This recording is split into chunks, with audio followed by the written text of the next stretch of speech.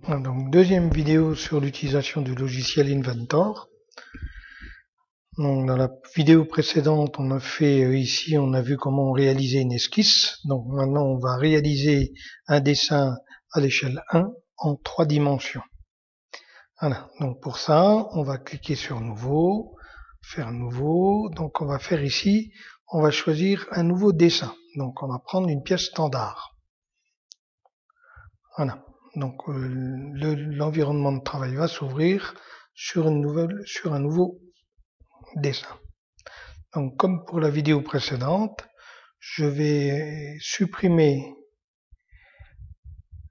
la webcam de façon à voir l'environnement de travail complet. Voilà, donc la webcam est enlevée. Donc là, je commence une esquisse 2D et je vais faire le dessin d'une roue industrielle. Pour voir les futures vidéos sur l'utilisation du logiciel, n'oubliez pas de vous abonner. Donc pour réaliser une roue industrielle, je vais démarrer par faire le flasque de la roue. Alors, je vais tracer un cercle dont le diamètre est de 95 mm. 95 mm et je valide. Je fais échappe et je zoome tout pour voir mon cercle. Voilà. Donc ce cercle-là, je vais y mettre un perçage au centre, 4 perçages à 65 mm du centre, et ce flasque est réalisé en tôle de 4 mm. Donc j'ai mon cercle diamètre 95 et je vais mettre un cercle ici dont le diamètre doit être de, donc le diamètre, je vais mettre un diamètre de 65. Voilà. D'accord? Donc je chape à chaque fois pour enlever la fonction. Alors maintenant, je vais tirer mes 4 droites ici qui passent par le centre du cercle. Sélectionne ligne, ici, je me mets ici et je vais jusque là. Et ensuite, échappe, je fais de nouveau ligne, je me mets ici et je trace ici. Je trace mes 2 lignes. Et maintenant, à chaque intersection entre une ligne et un cercle, je vais tracer mon perçage de 12 mm. Ici, 12 mm. Ici, 12 mm. Alors, je pourrais percer les 4, mais je vais vous montrer la fonction ici. La fonction.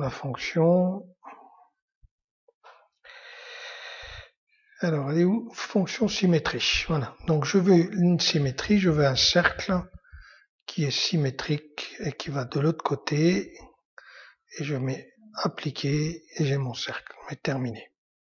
Donc, je reprends ma fonction symétrie. Je veux une symétrie de ce cercle-là. Je vais choisir mon axe de symétrie. L'axe de symétrie, c'est celui-ci, puisque mon cercle, je le veux ici. Je mets appliquer et je fais terminer. Si je veux sélectionner plusieurs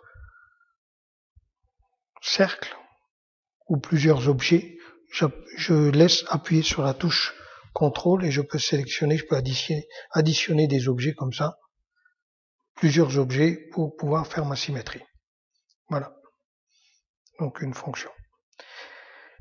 Maintenant, je vais supprimer ici mon cercle. Donc je le sélectionne et j'appuie sur supprimer. Je supprime mon cercle et je vais supprimer mes 4 droites. La première droite que je supprime et la deuxième droite que je supprime. Pardon, les 2 axes en fait de mon cercle. Voilà. Les 2 axes que j'avais tracés, je les ai supprimés. Maintenant, il ne me reste plus qu'à tracer ici je me suis trompé, donc je recommence. Je trace ici le cercle au centre, dont le trou est égal à 16 mm pour faire passer le tube de l'axe de la roue.